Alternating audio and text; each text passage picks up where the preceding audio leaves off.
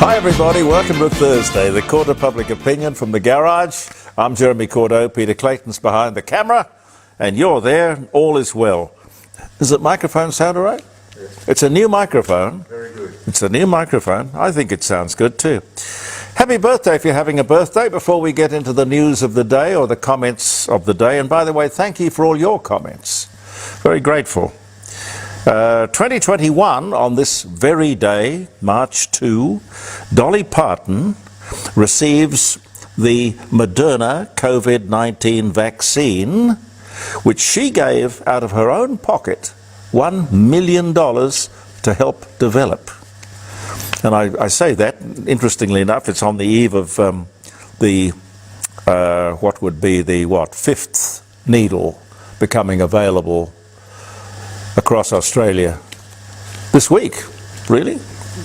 I know it's contentious. I know I've got people in my own family who think that the vaccination thing is a bad idea, but I can't convince them, and then again, they can't convince me otherwise, so we'll leave each other alone. 1969, on this day, the first test flight of the supersonic Concorde, way back in 69. 1970, 1 year later, American Airlines' first flight of a Boeing 747.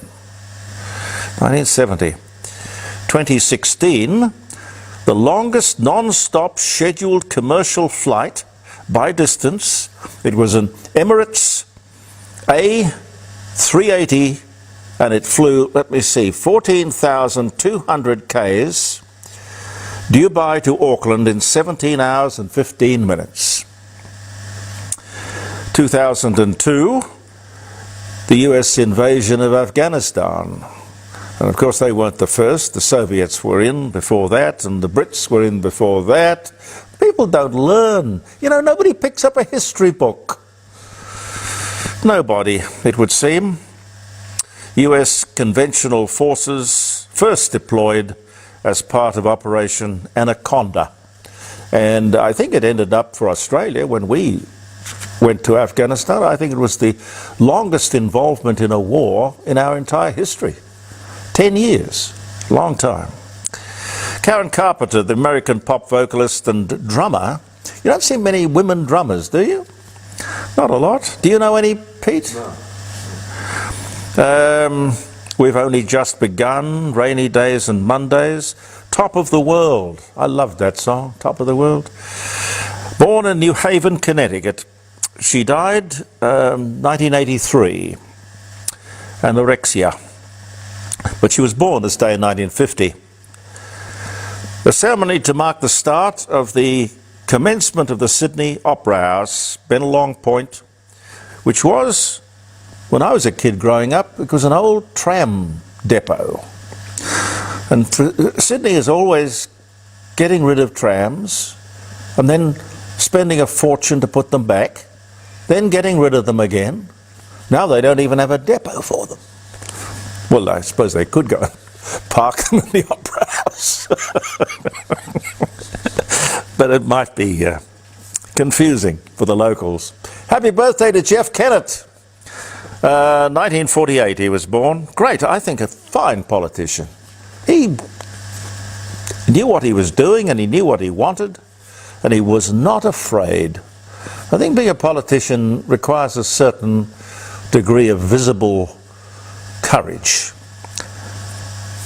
Too many of them sort of sniff the breeze and check with their advisors and then have a quick poll to find out where they should be going and what they should be saying. One of the most popular musicals of all time, The Sound of Music, starring Julie Andrews and Christopher Plummer, premieres. Academy Award Best Picture 1966? Yeah. But 1965 it premieres. Desi Arnaz, Cuban-American singer, band leader. I Love Lucy. He was also a producer, and he, with his wife, Lucille Ball, created this amazing, amazingly successful production house called Desi Lou. Actually, in fact, it was probably more Lucille Ball as a businesswoman that made all that very successful.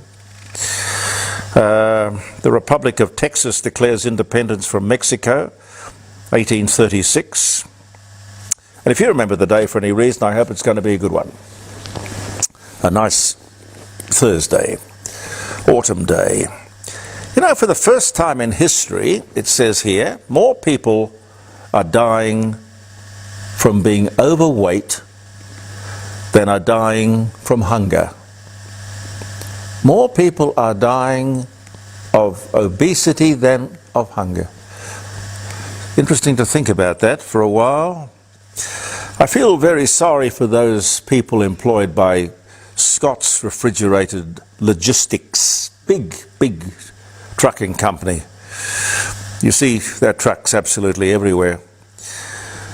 1,500 workers. The company's gone into receivership. I've got no idea why. Guess they couldn't pay their bills. Now, they would carry most of the groceries to most of the supermarkets that the general public enjoy shopping for. What effect all of this is going to have on our day-to-day shopping, I don't know. The company, Scott's Transport, or Logistics, or whatever its full title was, I'm not sure, they started out with one truck. And when I say they, I mean Alan Scott himself. Quite a remarkable, hard-working, self-made, clever man. And actually a partner of mine, when I bought 5DN, he was a tough businessman, really tough. I don't know what went wrong, but when Alan died, the trucking company apparently was sold off by the family. I see that sort of thing happen quite often. A very successful trucking company, a very successful radio station, a very successful chain of department stores. You name it. Sold and then somehow losing the magic. The first thing the new owner wants to do when he buys a company, of course, a successful company, that's why he bought it, it was successful. First thing he wants to do is change things. Change things. Put his own stamp on things. Very risky. Time and time again I see it, and one of the best slogans I have ever heard is, if it ain't broke, don't fix it. People don't learn, though. The Prime Minister did show that he had the courage of his convictions by marching in the gay Mardi Gras last weekend. The first sitting Prime Minister to do so. I don't think Bob Hawke would have done it. I don't think Paul Keating would have done it. Do you, Pete? No, certainly not Bob Hawke. No. Bring me a woman! Oh dear, oh dear. And yes, he did say that. I know John Howard wouldn't have done it. I don't think even Don Dunstan would have done it. Mind you, I only saw 60 seconds of it on television. I don't know what the word is. Spectacular? Colourful? Somewhat contrived, I thought. They're trying to make a point, I guess, that the lifestyle is filled with joy and happiness and colour and movement, and indeed a viable alternative to heterosexuality. Well, I kind of feel they protesteth a little bit too much, but as long as they're happy, who cares? The reality, of course, is that the lifestyle is incredibly risky. Incredibly risky for one reason or another. I saw the bit where Anthony Albanese was interviewed, of course, by the ABC. When I say interviewed, they stuck a microphone underneath his nose as he was marching along, and he mumbled something about Australia being wonderfully inclusive. Yes, but it's only if you go along with all of those things. There's a whole grab bag of them. So there's the LGBTIQ stuff, all the rubbish about climate change. You've got to go along with the voice to Parliament, and of course they'll include you. But if you don't, they won't. They only include people who are agreeing with their ideas of how the world should look and should behave. Diversity should be everybody, shouldn't it? Diversity should take everybody's opinion into account, and everyone respected and included. But we have to keep in mind that we do live in a democracy where the majority rules. For example, the LGBTIQ community is 3% of the population, and therefore I would think 3% of the voting population.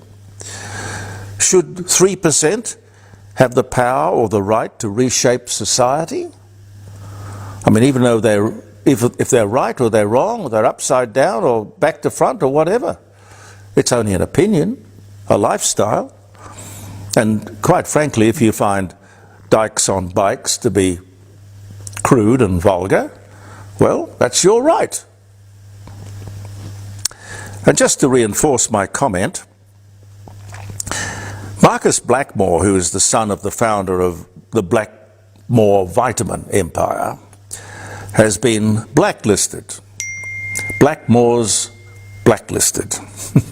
True. You see, he, Marcus, decided or declared that he wasn't going to vote yes in this upcoming referendum. In fact, he was going to vote no.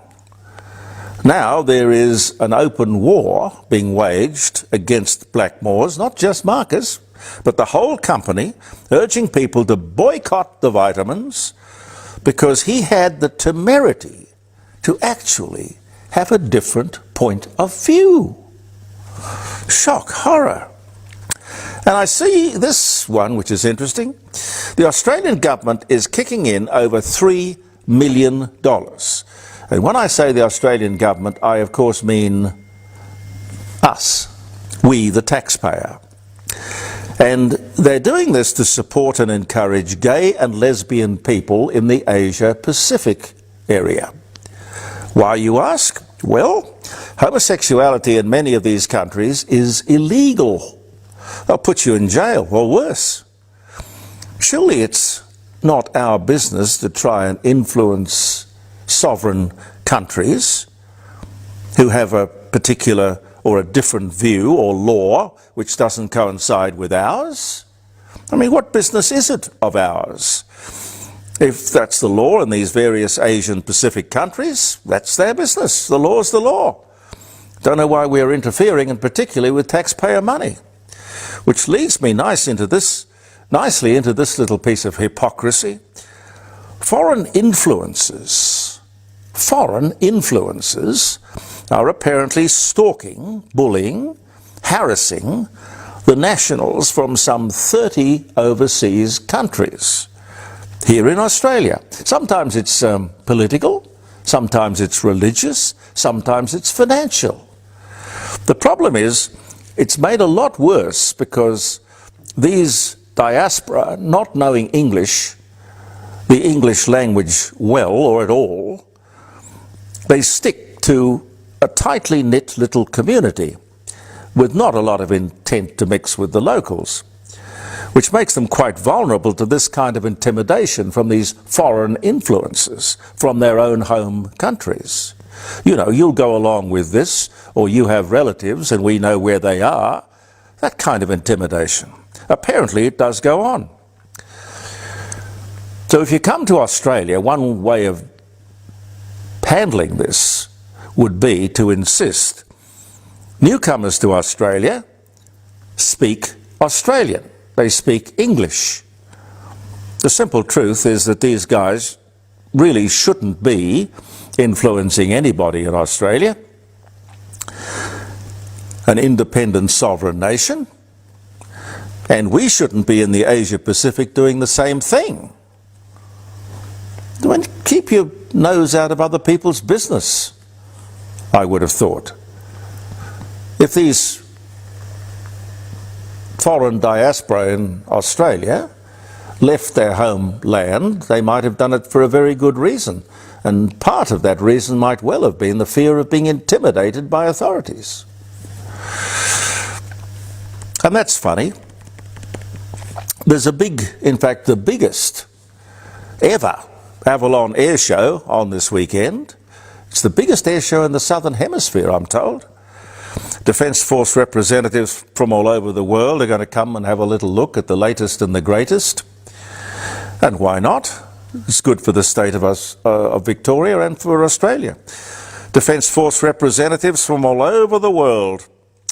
And the organisers have made an interesting point of not inviting the Chinese and Russian military. Now, just because they're not officially invited, they can still send a couple of spies along, I would have thought. So what? You're not on the official invitation list? That's all right. Apparently there's some sort of gee-whiz Australian design and made drone which can carry 160 kilos of weaponry and munitions. Now listen, if you were going to keep it secret, the military or the people who designed and built this thing just should not have put it on display, because there are going to be tens of thousands of people in Avalon taking pictures of all this stuff, and I guarantee that 2 or 3 of them are going to be spies for foreign countries.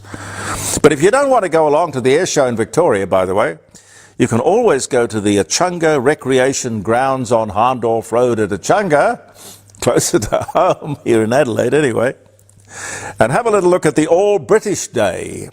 The All British Day. This is where a lot of people bring their old, and sometimes newer, but mostly old, vintage, veteran, classic English cars, motor cars.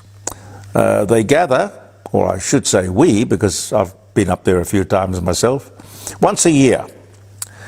People bring some wonderful cars, and all we need for the day is good weather. Let's hope we have it. Thank you so much for viewing the Court of Public Opinion, ladies and gentlemen. We'll meet again, same courtroom, same place. Believe in yourself. See you tomorrow. Bye for now.